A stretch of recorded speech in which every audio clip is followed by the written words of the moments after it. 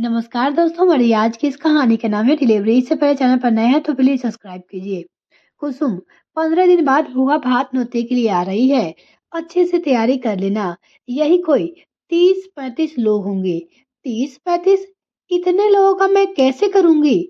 50 ही लोग होंगे कुल मिलाकर, घर के और पास पड़ोसियों को गिनकर। आपको तो पता है ना, घर का काम, स्कूल का काम, गुड़िया का काम और ऊपर से मेरी तबीयत भी ठीक नहीं रहती है। क्या हुआ तुम्हारी तबीयत को? ठीक तो हो, तभी तो स्कूल जा रही हो ना। जरा सा कोई एक्स्ट्रा काम बता दे तो तुम्हारी हवा निकल जाती है। कुसुम से बोले उनके पति। नहीं पंकज, ऐसा नहीं है। भूल गए क्या? गुड़िया सिरंजन से हुई थी और उसके बाद वो पहले वाला शरीर नहीं रहा। तुम्हें भी पता है, स्कूल जाना मेरी मजबूरी है। क्योंकि तुम छोड़ो, एक ही बात को बार बार गाने का फायदा नहीं है। साफ सीधी बात यह है कि 50 लोगों के खाने का इंतजाम मैं नहीं कर पाऊंगी। हलवाई बुला लो।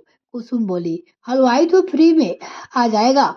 लोगों की औरतें पूरे घर को अकेले संभालती है और इस महारानी के नखरे ही खत्म नहीं होते हैं। ऐसे दिखाती है जैसे कहीं की राजकुमारी हो।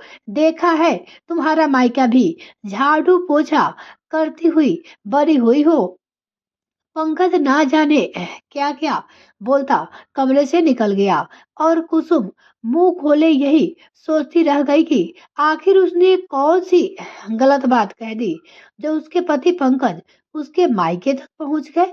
वो मन ही मन सोच रही थी। कुसुम और पंकज की शादी को 6 साल हो चुके हैं, पर ऐसा कोई दिन नहीं हुआ है जब पंकज ने किसी न किसी बात पे अपनी पत्नी कुसुम को ताना ना मारा हो। यहाँ तक कि हंसी मजाक की बात को भी वह कला का रूप देकर ही छोड़ता था।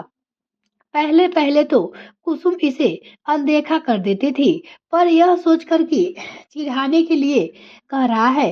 पर जब उसने महसूस किया कि वह तो हर बात में नकारात्मक प्रतिक्रिया ही देता है, तो दोनों के बीच झगड़े होने शुरू हो गए। कुसुम का बेटा तो नॉर्मल डिलीवरी से हुआ था, लेकिन इसलिए 1 सवा महीने के आराम से बाद ही वह 2 महीने के लिए अपने मायके चली गई। वहां से आकर एक स्वस्थ शरीर के साथ उसने घर परिवार की जिम्मेदारी संभाली। पर बेटे के जन्म के बाद पंकज का जरा सा भी सहयोग उसे नहीं मिला। उल्टे हर काम में मीन देख निकालना उसका स्वभाव था। उसके पति का स्वभाव ऐसा था। घर में केवल पंकज की माँ थी। वो भी अक्सर बेटे को समझाती, पर उसके स्वभाव में कोई अंतर नहीं आया। अब सास अपनी बहू को समझाती। कुसुम, दिल पे मत लगाना कर, रहने दे, कहने जो जो कहता है। माँ जी, कैसे कहने दूं?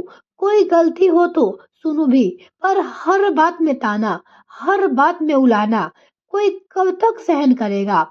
मैं कोई लोहे के तो नहीं बनी हूँ कि जिस पे कोई असर ही ना हो। स्कूल की नौकरी वह छोड़ना नहीं चाहती थी, क्योंकि कम से कम अपने छोटे मोटे खर्चे के लिए वह पंकज पे निर्भर नहीं थी। वरना क्या पता पंकज पैसे को लेकर भी कहा सुनी करने लगे। घर और नौकरी के बीच वह पिसती जा रही थी। भूले से अगर थकी हारी के मुंह से निकल भी जाता कि आज तो थक गई, या फिर आज तो बहुत ही सिरदर्द है, तो पंकज का वही घिसा पीटा जवाब हमेशा तैयार रहता। और वो हमेशा ही कहता, जब से इस घर में आई है तो मैंने तो तुम्हें कभी ठीक नहीं देखा। रोज ही कुछ न कुछ होता रहता है तुम्हारे साथ। नौकरी करके मेरे ऊपर कोई एहसान नहीं कर रही हो। छोड़ दो नौकरी, पंकज हमेशा कहते। ऐसे में पंकज की माँ बोल उठती। उसकी माँ बहुत ही अच्छी थी। अगर ये रोज बीमार रहती है तो क्या घर का काम तू करता है? नौकरी छोड़ देगी तो भले आदमी की तरह खर्चे के पैसे देगा। कुसुम, इसकी बात पे ध्यान मत दे, ये तो बेवकूफ है। और बेचारी कुसुम सास का इतना सा अपमान पाते ही थोड़ी देर में अपने आप को ही संभाल लेती थी। जब गुड़िया उसकी कोख में आई तो उसने मन ही मन भगवान से शिकायत की कि यह कि एक बच्चे तो कैसे कैसे पाल रही थी और अब दूसरे की क्या जरूरत थी भगवान। उन्हें दे देना तो बच्चे की तरसते हैं। वह किसी और की गैर कानूनी तरीके से पाप समझती थी और इसीलिए ना चाहते हुए भी गुड़िया को जन्म दिया। ये तो 9 महीने उसने कैसे कैसे काटे सिर्फ वही जानती थी। यदि सास का सहारा ना होता तो कल्पना मात्र से ही वह सिहर उठती। वह शारीरिक और मानसिक रूप से बेहद कमजोर हो चुकी थी, लेकिन उसकी प्रिंसिपल ने भी उसकी हालत देखकर कह दिया था उसे, कुसुम तुम तो बहुत ही कमजोर हो गई हो, ऐसे में किस प्रकार नौकरी करोगी। अच्छा होगा कि 1-2 साल खुद को और बच्चे की देखभाल करो, नौकरी तो फिर मिल जाएगी, यहाँ नहीं तो दूसरे स्कूल में। कुसुम के प्रिंसिपल बोले, सॉरी मैम, बस कुछ ही दिनों की बात है, ये तो डिलीवरी तक की समस्या है, वैसे मैं पूरी तरह से नॉर्मल हूँ। कुसुम ने जवाब दिया। गुड़िया का जन्म सृजन से हुआ, ना उससे उठा जाता था और ना ही बैठा जाता था। ऊपर से बेटे की परीक्षा रही थी। सास से तो रोटी पानी का काम बड़ी ही मुश्किल से हो पाता था क्योंकि वो भी बूढ़ी हो चुकी थी। और पंकज, वो तो अपने आप की आवभगत एक मेहमान की तरह चाहता था। कभी कभी सास की झुझुलाकर कहती, आदत तो इसकी पहले से ही खराब है कुसुम, तुमने और भी बिगाड़ दिया। खड़ा होकर अपने लिए खाना डाल ले, मेरे भी पैर जवाब दे रहे हैं, कुसुम की सास कहती। ऐसे में कुसुम भी कह देती, माँ जी आप भी मुझे कहने लगी, क्या इनको नहीं दिखता।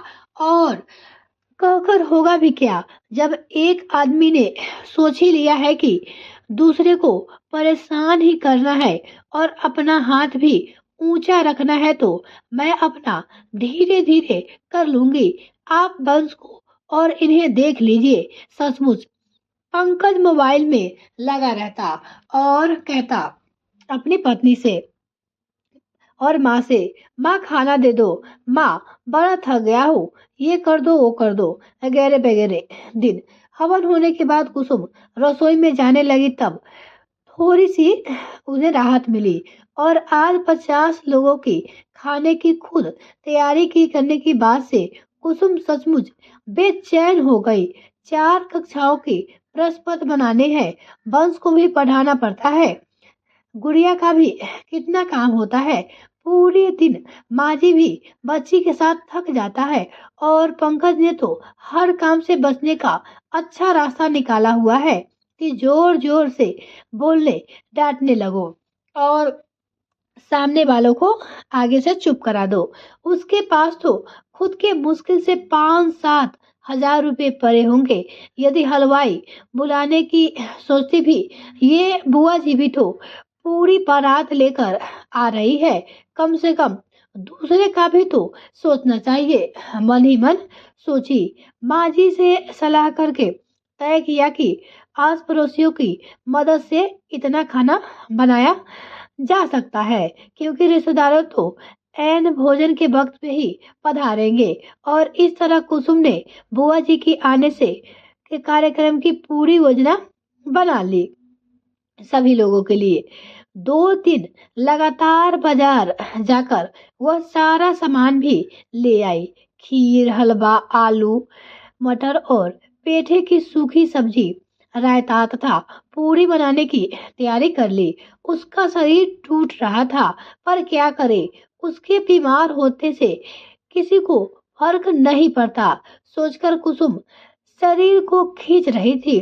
निश्चित समय पर बुआ जी अपने लव लक्सर के साथ ढोल बजाती हुई पहुंच गई।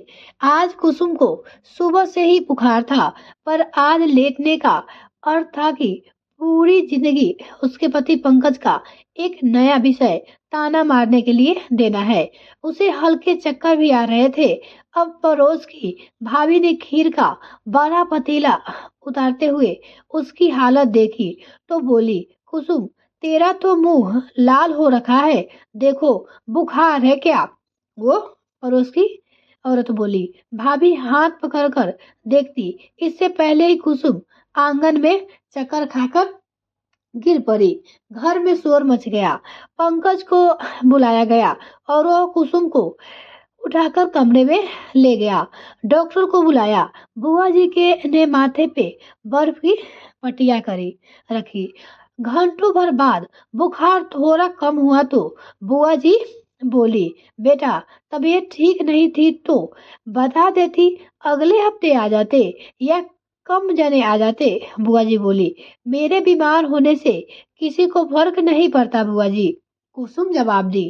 पास खड़े पंकज को सुनाते हुए कुसुम ने कहा।